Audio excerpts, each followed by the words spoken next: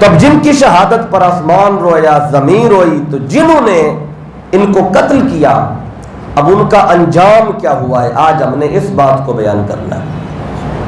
ان کا انجام ان کی زندگی میں، مرنے کے بعد تو جو ہوگا وہ تو سب کے سامنے قیامت کے دن جو منظر آئے گا وہ تو دنیا دیکھے گی، لیکن دنیا کے اندر یہاں زندگی میں اللہ تعالیٰ نے دکھایا ہے حیات کے اندر کہ جنہوں نے امام علی مقام کے ساتھ یہ ظلم کیا ہے تو اس دنیا کی زندگی کے اندر بھی اللہ نے ان کو عذاب میں مبتلا کیا ہے۔ کیونکہ یہ جو میں نے آیت پڑھی جس میں اللہ نے فرمایا ان الذین یؤذون اللہ ورسولہ لعنہم اللہ فی الدنیا والآخرہ، کہ جن لوگوں نے اللہ اور اس کے رسول کو تکلیف دی، اذیت دی، اللہ کو بھی اللہ کے رسول کو بھی، تو ان پر کیا ہوتا ہے؟ لعنہم اللہ فی الدنیا، پہلے تو اللہ ان پہ دنیا میں لعنت کرتا ہے، سبحان، پھر آخرت میں لعنت ہوگی، آخرت کی لعنت تو جہنم کا عذاب ہے۔ اب آخرت میں فقط یہ کہہ دینا کہ اس پہ لعنت تو وہ تو جزا اور سزا کا دن ہے نا، تو آخرت میں لعنت کا معنی ہے کہ وہ عذاب کا مستحق ہوگا، دوزخ اس کا مقدر بنے گی۔ تو دنیا میں لعنت کا معنی کیا ہے؟ آج ہم نے اس کو دیکھنا ہے۔ جو دنیا کی لعنت ہے وہ ان ظاہری آنکھوں سے اس بندے پر اللہ کے عذاب کا نازل ہونا ہے، یہاں بھی۔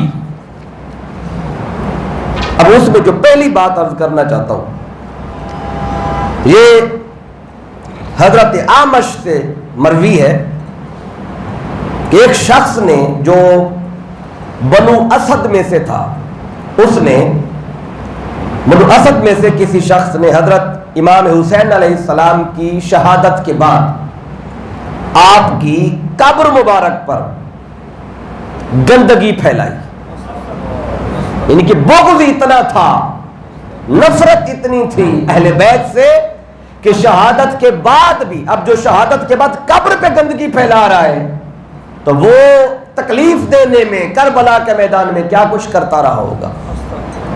ان کے شہید کرنے کے بعد بھی وہ بغض چونکہ ختم نہیں ہوتا، وہ قیامت کے دن جب جو دوزخ میں جانے کا حکم آئے گا اس وقت بھی اسی بغض میں جا رہے ہوں گے، وہ بغض اس وقت بھی ان کے اندر ہوگا، اسی بغض میں دوزخ میں جلیں گے۔ اب اس نے کیا کیا؟ بنو اسد سے یہ شخص تھا، اس نے امام حسین علیہ السلام کی قبر مبارک پر گندگی پھیلائی، تو لوگوں نے پھر جب یہ عمل دیکھا تو اس کا حشر کیا ہوا سنیں۔ عن الاعمش قال خرع رجل من بنی اسد علی قبر حسین ابن علی علیہ السلام۔ اعمش بیان کرتے ہیں کہ بنو اسد میں سے کسی شخص نے حضرت حسین ابن علی علیہ السلام کی قبر مبارک پر معاذ اللہ گندگی پھیلائی۔ قالا، راوی کہتے ہیں فَأَصَابَ أَهْلَ ذَلِكَ الْبَيْتِ خَبْلٌ وَجَنُونٌ وَجُذَامٌ وَمَرَضٌ وَفَقْرٌ، اس ایک بندے نے گندگی پھیلائی، اس ایک کے گندگی پھیلانے کی وجہ سے اس کے گھر کے تمام لوگ پاگل پن میں، جنون میں، کوڑ میں، بیماریوں میں اور فقر میں مبتلا کر دیے گئے۔ یعنی دنیا کی زندگی کے اندر وہ ان کے گھر کے سارے بندے پاگل ہو گئے، خبل، عقل ختم ہو گئی، جنون آ گیا، جزام بھی آ گیا، مرض بھی آ گیا، اور سارے گھر میں فقر بھی آ گیا۔ تو اللہ نے جو دنیا میں دکھا دیا ہے کہ جس نے قبر حسین کی بے ادبی کی ہے، اللہ نے اس کو دنیا میں نہیں اس طرح عذاب میں مبتلا کیا ہے۔ تو جو حسین کے خلاف تلوار اٹھا کے پھرتا رہا اس کا حشر تو اس سے بھی بدتر ہوگا۔ وہ تو دنیا کا، یہ دنیا کا عذاب ہے، لعنہم اللہ فی الدنیا، اللہ انہیں دنیا میں ان پہ لعنت کرے گا، یہ دنیا کا اللہ نے دکھا دیا ہے۔ آخرت میں تو پھر وہ انجام ہی بد ہونا ہے ان لوگوں کا۔ اب اس پر ایک اور روایت، جنہوں نے امام علی مقام کو ظلماً قتل کیا، شہید کیا، اب ان پر ایک اور جو عذاب جس کا ذکر آیا ہے یہ کل بھی بیان کرتے ہیں کہ ایک شخص نے امام حسین علیہ السلام کی طرف تیر پھینکا. کربلا کا میدان ہے، تیر، تلواریں، نیزے یہ اس وقت ہتھیار ہوتے تھے. تو ان الکلبی کالا رما رجل الحسین وہو یشرب. امام علی مقام امام حسین علیہ السلام پانی پی رہے تھے، تو اس بندے نے پانی پینے کے دوران تیر مارا. فشلا شدقہ، کوئی چیز ماری، کوئی بھی شے تھی. رما میں تیر ہو سکتا ہے، کوئی اور بھی شے ہو سکتی ہے، تو ہو سکتا ہے پتھر مارا ہو، کوئی بھی شے ماری ہے، یا تیر کا لفظ نہیں ہے. تو رما رجل الحسین وہو یشرب فشل شدقہ. آپ پانی پی رہے تھے تو اس نے پانی پینے کے دوران کوئی چیز ماری جس سے آپ کا جو جبڑا مبارک تھا وہ زخمی ہو گیا.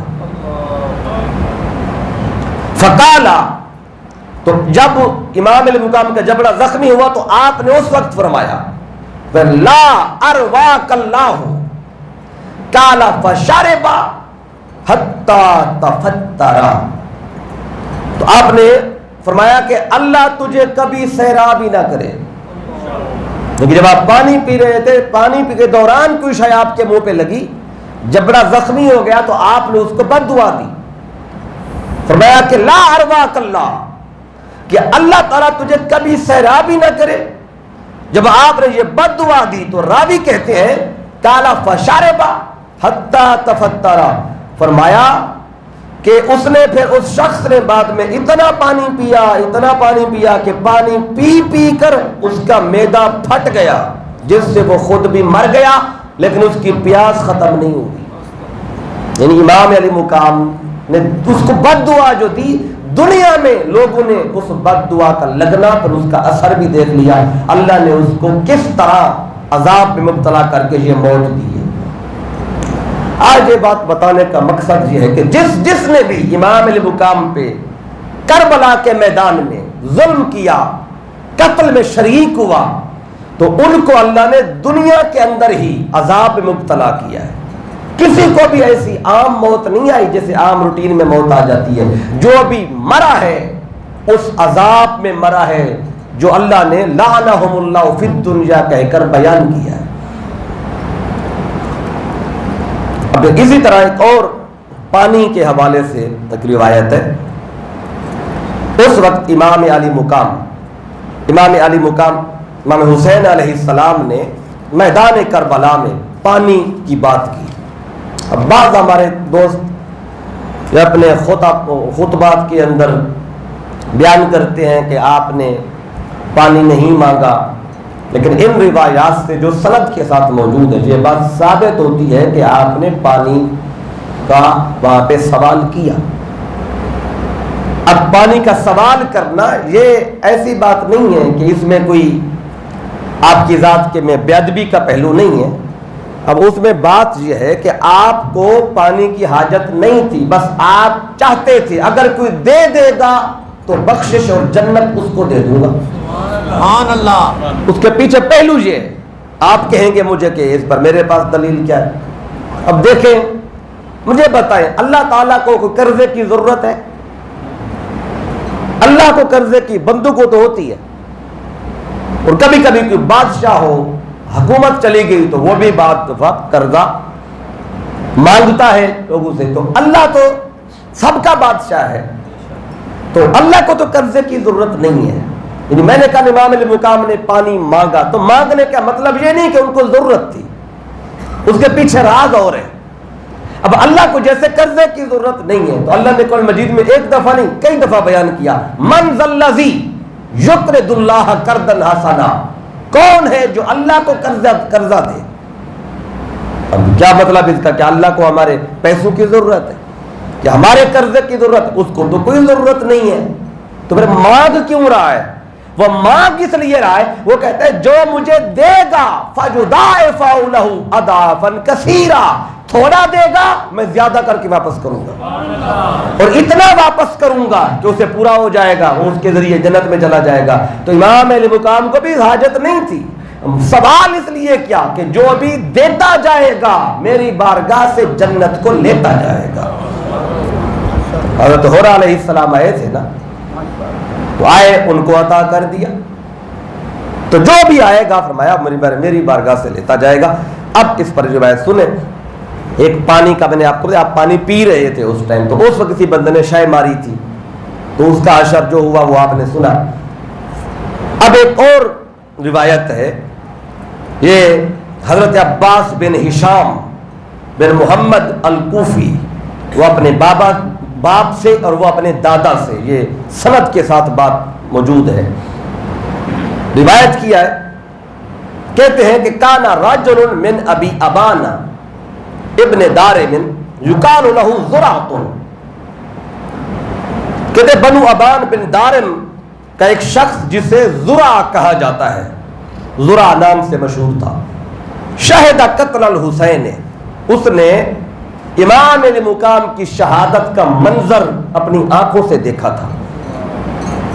اس وقت وہ دیکھ رہا تھا، اس نے کیا دیکھا کہ فرمی الحسین بسہم فاصاب حنکہ، کہ امام حسین علیہ السلام کو تیر مارا گیا جو آپ کی گردن مبارک پہ لگا، جس سے خون نکلنے لگا، فجعل یلتقی الدم ثم یقول ہکذا الی السماء فیرمی بہ، پھر آپ نے وہ خون مبارک جمع کر کے وہ خون آسمان کی طرف پھینکا، اور پھر آپ نے وہاں پر ایک بات کی،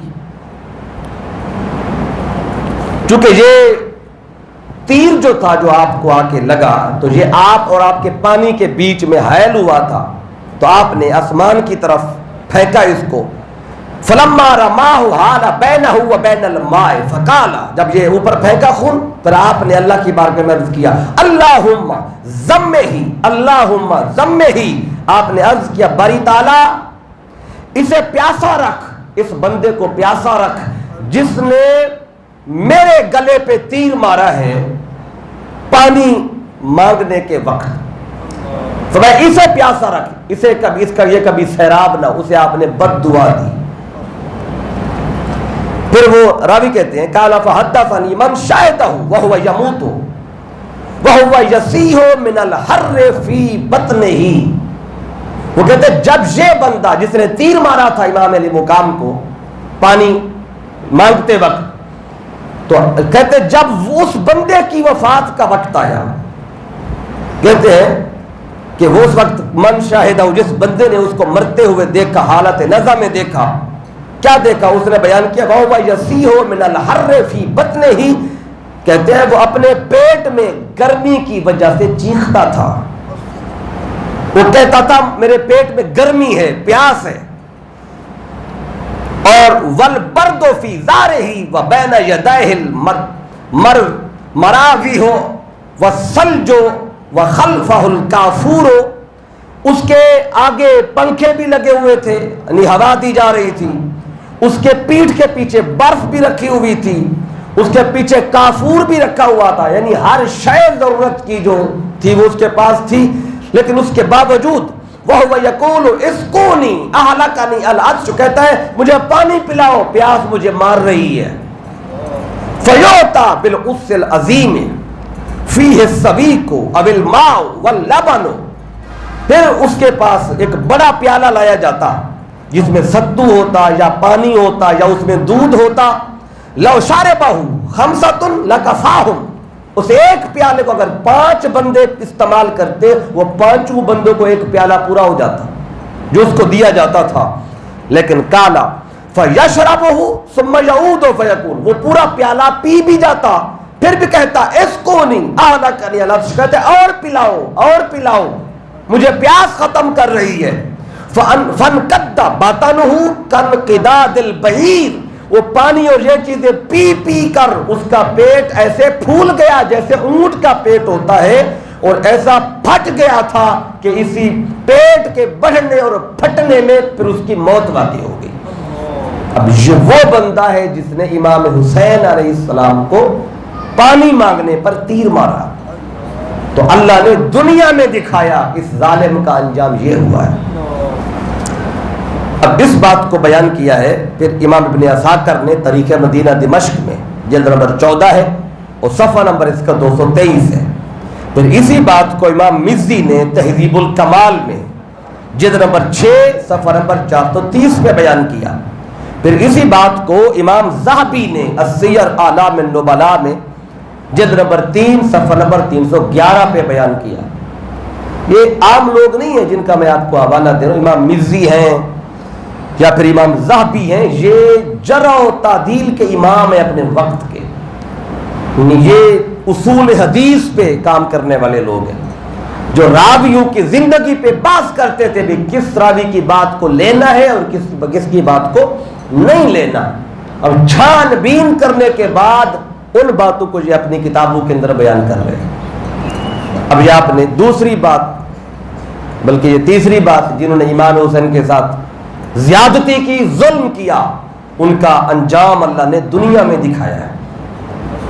قیامت کے دن تو ہر کوئی دیکھے گا، لیکن دنیا والوں نے جو دیکھا ہے ابھی میں آپ کو وہ بتا رہا ہوں۔ پھر اسی طرح ایک دفعہ حجاج نے اپنے سامنے، اس کے لوگ رعایا بیٹھی ہوئی تھی، تو اپنے رعایا سے کہنے لگا کہ بتاؤ تم میں سے کوئی ایسا بندہ ہے جس کا کوئی بڑا کارنامہ ہو، کوئی بڑا جس نے کوئی مارکا سر کیا ہو تم میں سے؟ سارے خاموش تھے، ایک بندہ اٹھا، اس نے کہا میرا ایک بڑا کارنامہ ہے۔ اس نے کہا کیا؟ کہتا ہے میں حسین کا قاتل ہوں، یعنی اس کو وہ اپنا کارنامہ سمجھ رہا تھا۔ اب اس کو سنیں، ان حسن ابن الحارث ان شیخ من النخع قال قال الحجاج من کان لہ بلاء فلیکم۔ حسن بن حارث نخع کے ایک بزرگ سے روایت کرتے ہیں کہ حجاج نے کہا کہ اگر کسی کا کوئی کارنامہ ہے فلیکم، وہ کھڑا ہو جائے۔ فقام قوم یذکروا، کچھ لوگ کھڑے ہوئے بیان کرنے لگے، کسی نے کہا میرا یہ کارنامہ ہے، کسی نے کہا میرا یہ کارنامہ ہے۔ اتنے میں وقام سنان بن انس، سنان بن انس کھڑا ہوا، اس نے کہا میرا بھی ایک کارنامہ ہے۔ فقالا، وہ کارنامہ کیا ہے؟ کہا انا قاتل الحسین، کہتا میں حسین کا قاتل ہوں، یہ میرا کارنامہ ہے، یہ میں نے مار کا سر کیا ہے۔ فقالا بلاء حسن، حجاج نے کہا ہاں بڑا اچھا کام کیا ہے تو نے، یہ کہہ کے اس کو بات کو ختم کیا۔ وَرَجَعَ إِلَى مَنْزِلِهِ، وہ بندہ جس نے کہا تھا یہ میرا کارنامہ ہے حسین کو قتل کرنے کا، یہ بات کہہ کے پھر جب وہ گھر واپس آیا، فَاتُقِلَ لِسَانُهُ وَذَهَبَ عَقْلُهُ، گھر پہنچا تو اس کی عقل ختم ہو گئی، زبان اس کی بند ہو گئی، گونگا ہو گیا، بول نہیں سکتا تھا، عقل معوف ہو چکی۔ فَكَانَ يَأْكُلُ وَيَحْدُثُ فِي مَكَانِهِ، پھر جہاں وہ کھاتا تھا وہیں پہ پیشاب بھی وہیں پہ کرتا تھا۔ اس عذاب میں اللہ نے اس کو مبتلا کیا۔ اب دنیا میں اللہ نے دکھایا، جو اپنے اوپر اترا رہا تھا نا کہ میں حسین کا قاتل ہوں، میرا کارنامہ ہے، جب اس نے یہ کہا تو اللہ نے اس کو اس عذاب میں، اب یہ تھوڑا عذاب ہے دنیا کے زندگی کے اندر، دنیا میں اللہ نے اس کو ذلیل کر کے رکھ دیا کہ جہاں کچھ کھاتا وہیں پہ گندگی پھیلاتا۔ اب اس بات کو امام ابن عساکر نے تاریخ مدینہ دمشق کی جلد نمبر 14 صفحہ نمبر 231 اور صفحہ نمبر 232 پر بیان کیا ہے۔ پھر ایک اور بندے کا عذاب آپ کو بتاؤں جو ان کی زندگی میں، یعنی قاتلین حسین کا انجام، وہ ہمیں وہ تو پتہ ہے قیامت میں سیدھے دوزخ میں جائیں گے، دنیا کا ہم دیکھ رہے ہیں کہ دنیا میں اللہ نے ان کو کس کس طرح کے عذاب میں ڈالا ہے۔ ایک اور بڑی خاص بات ہے جسے بیان کرنے والے ہیں عطا بن مسلم، یہ بیان کرتے ہیں، ان کو سدی نے بیان کیا، یہ ایک اور شخص ہیں، وہ کہتے اتیت کربلا ابیع البز بہا، سدی نے کہا کہ میں کپڑا بیچنے کے لیے کربلا آیا. یہ تاجر تھا، تجارت کرتا تھا، کپڑا بیچنے آیا کربلا میں. کہتے فعامل لنا شیخ من طیء طعاما فتعشینا عنده، کہتے قبیلہ طے کے ایک شخص نے ہمارے لیے رات کا کھانا تیار کیا. اس سدی کے لیے جو کپڑا بیچنے آیا تھا کربلا میں، رات ہو گئی تو گھر واپس نہیں جا سکتا تھا. رات گزارنے کے لیے ایک شیخ تھا قبیلہ طے کا، اس کے پاس کہتے ہیں میں آیا، رات گزاری تو رات کو اس نے ہمارے لیے کھانا بنایا. تو کھانا ہم کھا رہے تھے کہ فذکرنا قتل الحسین، کہ کھانا کھانے کے دوران، چونکہ کربلا میں بیٹھے تھے، کربلا کے علاقے میں، تو کہتے ہیں باتوں باتوں میں حسین کی شہادت کا ذکر چھڑ پڑا. نئے دن تھے، ابھی کچھ وقت ہوا تھا امام علی مقام کی شہادت کو، زیادہ ٹائم نہیں گزرا تھا. کہتے فقلت، تو میں نے اس شیخ سے کہا ما شارک فی قتلہ احد الا مات باسواء میتۃ، کہتا میں نے اس شیخ سے کہا کہ میں نے سنا ہے کہ جو بندہ بھی حسین کے قتل میں شریک ہوا تھا وہ بڑی بری موت مرا ہے. اس شیخ سے کہا تو اس شیخ نے کیا کہا، فقالا، کہتے ما اکذبکم یا احد العراق، کہتے اے عراقیوں میں تمہاری بات کی نفی نہیں کرتا، جھٹلاتا نہیں ہوں، لیکن ایک بات سن لو، فانا فی من شارک فی ذالک، کہتا ہے میں خود ان لوگوں میں سے ہوں جنہوں نے حسین کو قتل کرنے میں جو شریک تھے، میں بھی انہی میں سے ہوں. تو کہنے کا مطلب یہ تھا کہ تم کہہ رہے ہو کہ جو بھی شریک ہوا حسین کے قتل میں اسے بری موت آئی ہے، میں تمہارے سامنے موجود ہوں، مجھے تو کچھ بھی نہیں ہوا.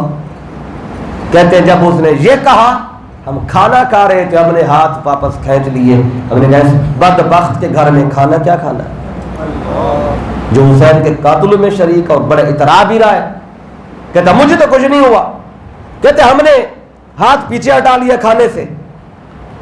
تو پھر کیا ہوا، فلم یبرا حتی دنا من المصباح وہو یتقد بنفط، تھوڑی دیر گزری کہتے اس بات کو کہ وہ ساتھ چراغ جل رہا تھا، چونکہ رات کا ٹائم تھا، رات کا کھانا کھا رہے تھے، تو اس کے چراغ کو ٹھیک کرنے کے لیے، اس کی بتی کو ٹھیک کرنے کے لیے، اونچا کرنے کے لیے اس نے انگلی سے اس کو چھیڑا. تو جو اس کو چھیڑا ہے فذهب یخرج الفتیلۃ باصبعہ، تو اس آگ نے اس کی انگلی کو پکڑ لیا، انگلی پہ آگ لگ گئی. جب انگلی پہ آگ لگی تو اس نے اسے بجھانے کے لیے اس پہ پھونک ماری. فذهب یطفیھا بریقہ فاخذت النار فی لیلتہ، اس نے پھونک ماری تاکہ انگلی کی آگ بجھائے.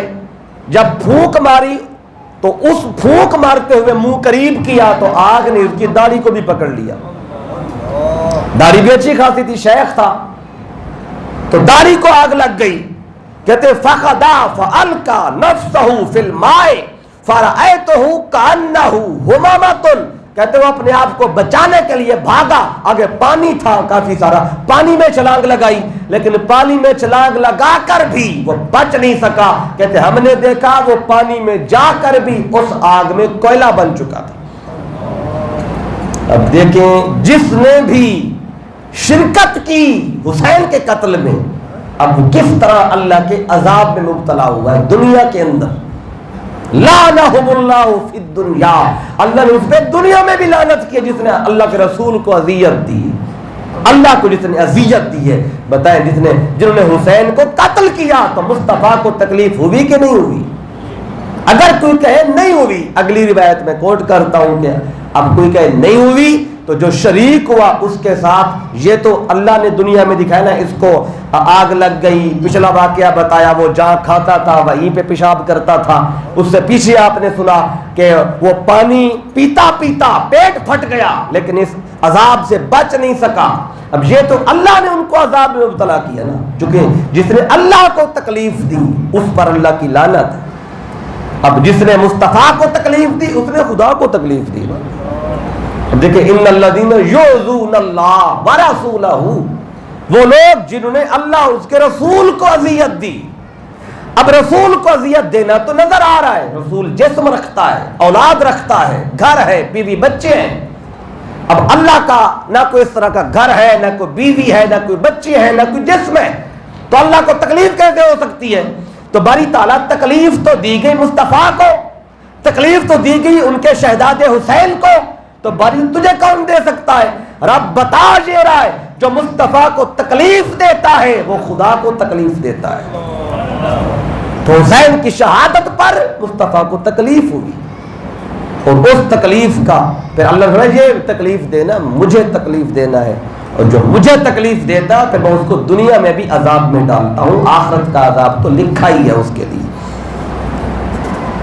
اب یہ جو میں نے آپ کو بتایا، یہ جو سدی کا واقعہ جو کربلا میں کپڑا بیچنے آیا، اب اس کا ریفرنس بھی سن لیں چونکہ بات بڑی خاص ہے کہ وہ کپڑا بیچنے آئے تو کہا کہ ہم نے سنا ہے کہ جو بندہ بھی ان کے قتل میں شریک ہوا وہ عذاب سے بچ نہیں سکا۔ اب یہ عام بات نہیں ہے کہ جو بھی، اب اس میں تو 1 لاکھ سے زیادہ لوگ شریک تھے مختلف انداز سے، ہزاروں لاکھوں میں 1,40,000 بندہ، حدیث میں آقا فرماتے ہیں اللہ میرے حسین کے بدلے میں قتل کرے گا، جن نے حسین کو قتل کیا اس کے بدلے میں اللہ 1,40,000 قتل کرے گا۔ اور یہ ہوا، آگے میں اس کی تھوڑی سی وضاحت بھی آپ کو بتاتا ہوں، شروع کہاں سے ہوا وہ بھی آپ کو بتاتا ہوں، بات کو انشاءاللہ آج مکمل کروں گا۔ قاتلین حسین کا انجام یہ تو وہ ہے جو ان کی شہادت کے فوراً بعد آپ ان لوگوں کا دیکھ رہے ہیں جو اتنے نامور نہیں تھے قتل حسین میں، جو نامور بندے تھے ان کا ذکر میں آخر میں کرتا ہوں، جو آگے آگے ان کے سردار بنے ہوئے تھے ان کا ذکر بھی آئے گا۔ ابھی میں آپ کو وہ بتا رہا ہوں جو چھوٹے لیول پہ شریک تھے، اور جنہوں نے کسی نے کوئی چیز ماری، کسی نے تیر مارا، کسی نے پانی روکا، کسی نے جا کے گندگی پھیلائی قبر مبارک پہ، ان کا حشر یہ ہوا۔ اب یہ جو بات ہے کہ کوئی بھی بندہ جو قتل حسین میں شریک تھا کہ ما شرک فی قتلہ احد الا مات باسواء میتۃ، کہ وہ مرا نہیں اس وقت تک جب تک اس کو اللہ کا عذاب نہیں آیا، کوئی بندہ بھی ایسا نہیں، چونکہ بات بڑی خاص ہے۔ اب اس کے ریفرنس بھی زیادہ ہیں تاکہ اگر ایک حوالے کو کوئی بندہ جھٹلائے تو دوسرے کو، تیسرے کو، چوتھے کو۔ اب سنیں، اس کو بیان کرنے والے ہیں ابن عساکر تاریخ مدینہ اور دمشق میں، جلد نمبر 14 ہے، اس کا صفحہ نمبر 231 اور 232 ہے۔ پھر اس بات کو بیان کیا امام ابن عساکر نے تاریخ مدینہ صفحہ نمبر 233 میں، اور پھر امام مزی نے اس بات کو تہذیب الکمال میں بیان کیا، جلد نمبر 6 ہے، اس کا صفحہ نمبر 436 ہے۔ پھر اسی بات کو امام ذہبی نے السیر اعلام النبلاء میں بیان کیا، جلد نمبر 3 ہے، صفحہ نمبر 313 ہے۔ پھر اسی طرح اس بات کو امام ذہبی کی ایک اور کتاب ہے تذکرۃ الحفاظ، اس کی جلد نمبر 3 ہے، صفحہ نمبر 909 ہے۔ پھر اسی بات کو امام عسقلانی نے تہذیب و تہذیب میں بیان کیا، اس کا صفحہ نمبر اس کا 306 ہے، جلد نمبر 2 ہے۔ پھر اسی بات کو ابن حجر حیتمی نے الصواعق المحرقہ میں بیان کیا، جلد نمبر 2 ہے، صفحہ نمبر 571 ہے۔ پھر اسی بات کو امام محب الدین طبری نے ذخائر العقبہ کے صفحہ نمبر 145 پر بیان کیا کہ جو بھی امام علی مقام کے قتل میں شریک ہوا ہے اللہ نے اس کو بری موت دی ہے، سادہ موت نہیں مرا۔ اب یہ میں نے آپ کو اس بندے کا بتایا۔ اب ایک اور بات، اگر میں نے جو کہا نا آقا صلی اللہ علیہ وآلہ وسلم کو تکلیف ہوئی اس سارے عمل سے، اس پر بھی آپ کو میں ایک دلیل کے طور پہ ایک اور بات کوٹ کر دیتا ہوں۔ یہ تو اللہ نے عذاب میں ڈالا نا ان کو، اب ایک بندہ اور آپ کو بتاتا ہوں جس کو مصطفیٰ نے عذاب میں ڈالا۔ اب آقا کا وصال ہو گیا تھا، آقا قبر انور میں ہے، وصال مصطفیٰ کو کوئی 55 برس بیت چکے، 50 برس بیت چکے، تو اتنا عرصہ گزرنے کے بعد بھی جو قتل حسین میں شریک ہوا ہے مصطفیٰ نے اسے عذاب میں مبتلا کیا ہے۔ اب اللہ بھی عذاب دے رہا ہے اس کو، اللہ کا رسول بھی دے رہا ہے۔ اب یہ کیسی بات ہے؟ اب دیکھیں وہ پچھلا جو بندہ تھا اس نے کہا میں شریک ہوا تھا. اب یہ بندہ جو اگلے بندے کی بات بتا رہا ہوں یہ اس سے تھوڑی سی ہٹ کے ہے.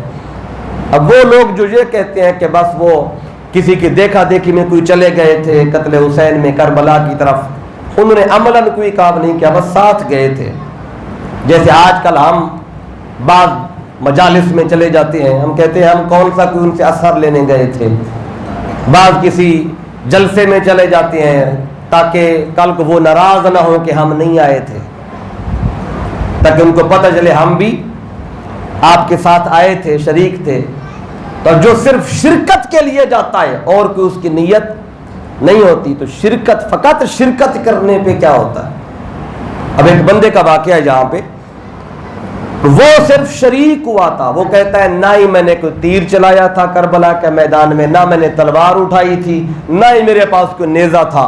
وہ کہتے ہیں میں تو صرف ساتھ گیا تھا تاکہ کل کو میں یزید کے عذاب سے میں بچ جاؤں.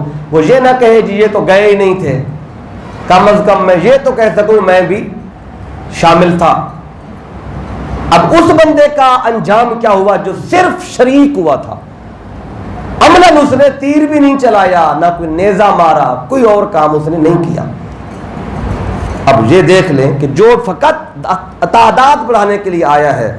اب اس کو روایت کرنے والے ہیں انا بن نضر الجرمی, ابو نضر الجرمی بیان کرتے ہیں قال رأیت رجل سمج الاما, کہتے میں نے ایک بدصورت اندھے شخص کو دیکھا, تھا بھی اندھا, صورت بھی بد تھی اس کی.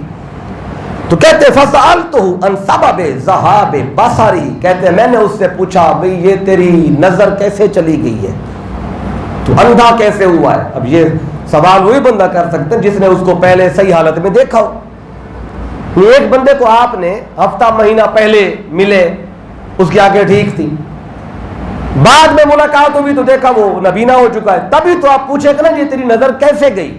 اس سے پتہ چلتا ہے کہ وہ پیدا ہوتے ہی نبینا نہیں تھا, نظر اس کی تھی. اس نے وجہ پوچھی کہ وجہ کیا ہے, تیری نظر کیسے گئی ہے. فقالا, اس بندے نے جواب دیا, کہتے کن تو ممن حضر عسکر عمر بن سعد, کہتے میں عمر بن سعد کا جو لشکر تھا کربلا میں حسین کے خلاف, کہتے میں اس لشکر میں شریک تھا, میں بھی ساتھ گیا.